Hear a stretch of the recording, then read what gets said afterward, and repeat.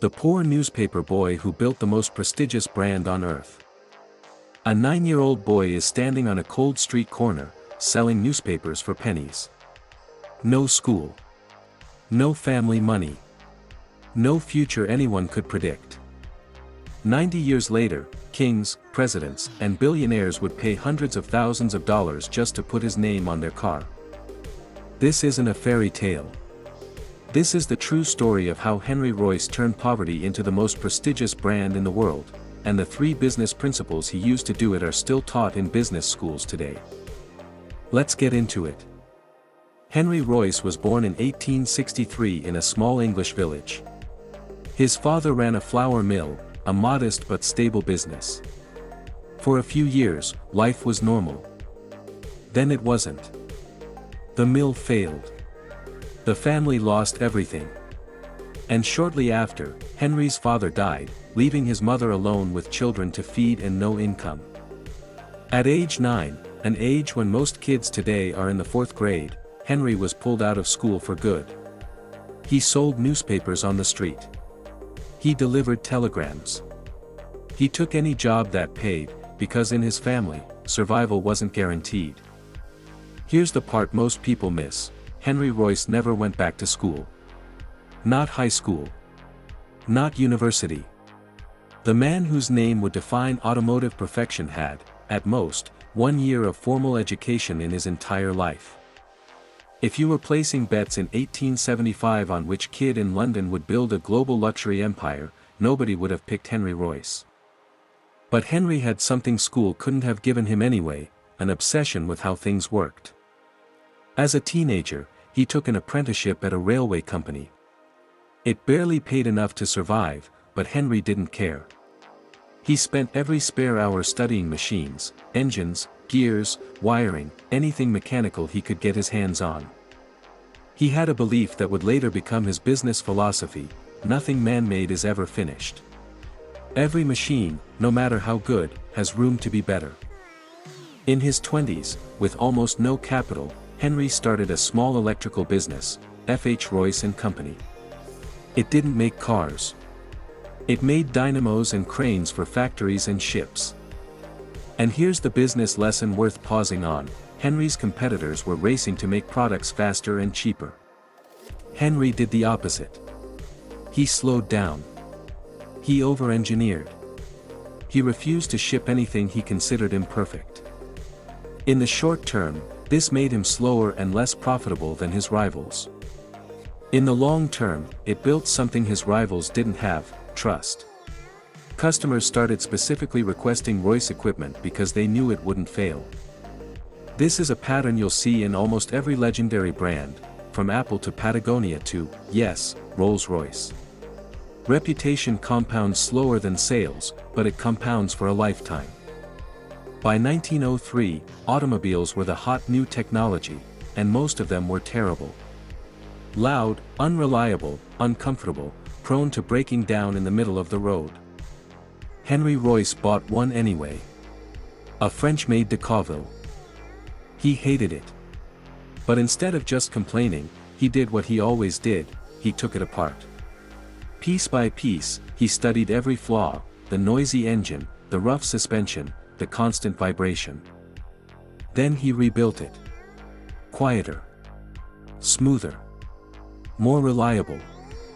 He had essentially reverse-engineered the automobile industry's biggest weaknesses and solved them himself, without any formal training in mechanical engineering, just raw obsession and years of hands-on study. He built 3 of these improved cars. He wasn't trying to start a car company. He just wanted a car that actually worked. But that project would change the trajectory of his entire life.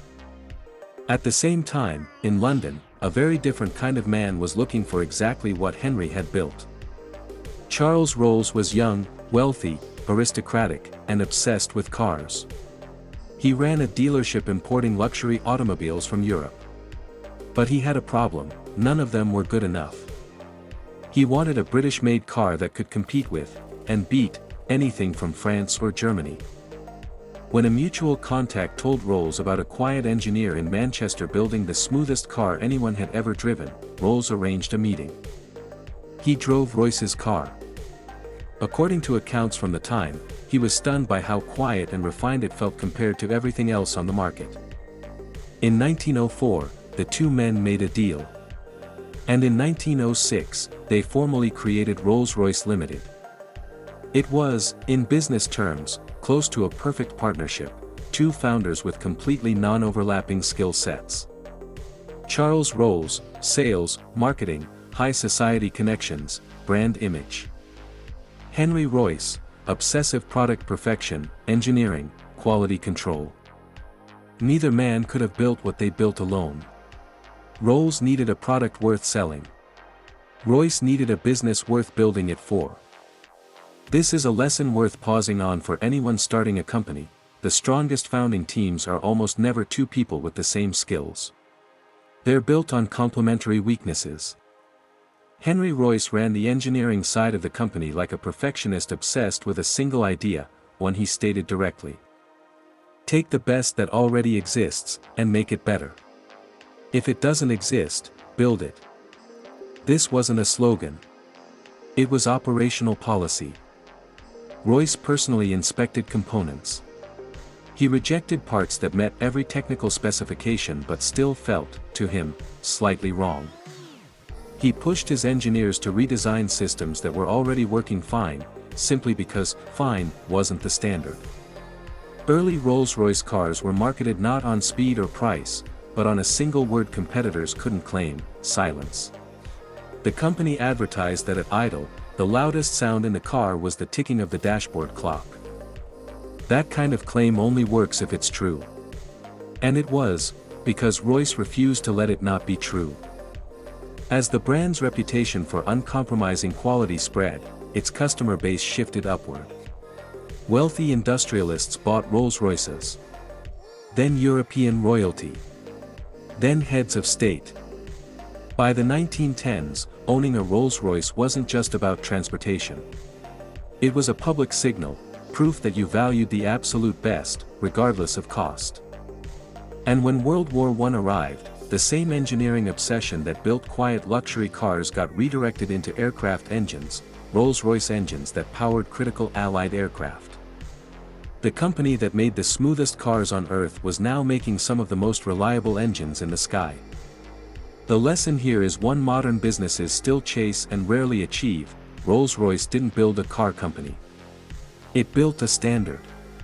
And once you own the standard for the best, that reputation can transfer across entire industries. Henry Royce never stopped working the way he started, obsessively, hands-on, unwilling to accept good enough. Even after achieving global fame, he reportedly still personally reviewed engineering designs late into his life. More than a century after that first handshake between a poor engineer and a wealthy car dealer, the name Rolls-Royce still means one thing across the entire world: uncompromising quality. Not because of luck. Not because of family money. Not because of connections. Because a 9-year-old boy who couldn't afford school decided that if something wasn't as good as it could be, he wasn't going to accept it. Here's what's remarkable: Henry Royce's entire empire came down to 3 decisions anyone can apply today. 1. Choose quality over speed, even when it costs you short-term. 2. Partner with people whose strengths cover your weaknesses, not people who mirror them.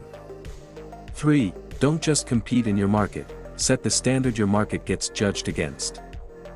That's how a boy with no money and no education built one of the most respected names in business history. If you enjoyed this story, subscribe. Every week we break down the real business lessons behind the world's most legendary brands. And let me know in the comments, which brand's origin story should we cover next?